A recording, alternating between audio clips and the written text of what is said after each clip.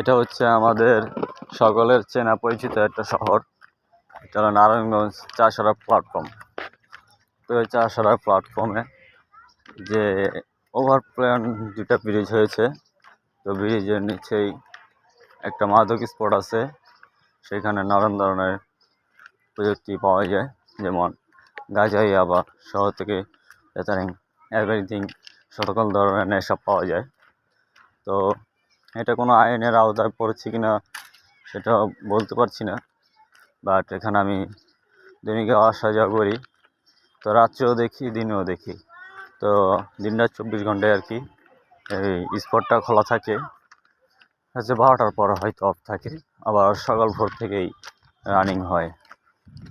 তো আমি প্রতিদিনই দেখি অনেক মানুষই আসা যাওয়া করে, এবং কি সামনে আছে আমাদের তলোরাম কলেজ এবং কি মহিলা কলেজ। তো কলেজের থেকে কিছু প্লাবনও আসে, কলেজের ছেলেরাও আসে, নিচে নিয়ে খায়, রেললাইন শহরে বসে বসে আর কি গাঁজা সেবন করে, মাদক সেবন করে। ওই যে একটা হলুদ গেঞ্জি ছেলে দেখছেন, হলুদ গেঞ্জির ছেলেটাও নিতে আইছে। হ্যাঁ, হলুদ গেঞ্জি পরা ছেলেটাও এখন নিচ্ছে।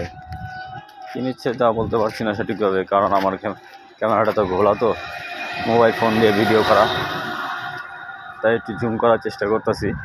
ওই যে ওদের হাতে দেখেন একটা ব্যাগ দেখা যাচ্ছে লাল কালারের, ব্যাগ থেকে মূলত বের করা। তো আমি সম্পূর্ণ ভিডিওটা আর কি ক্লিয়ারভাবে তুলতে পারলাম না। এটাই হলো আমাদের চাষাঢ়া প্ল্যাটফর্ম আর কি, রেলওয়ে প্ল্যাটফর্ম এটাই। তো আপনাদের কাছে আমাদের অনুরোধ, কোনো আইনের আওতায় পড়লে এটা ব্যবস্থা নেওয়ার সম্পূর্ণভাবে ব্যবস্থা করবেন।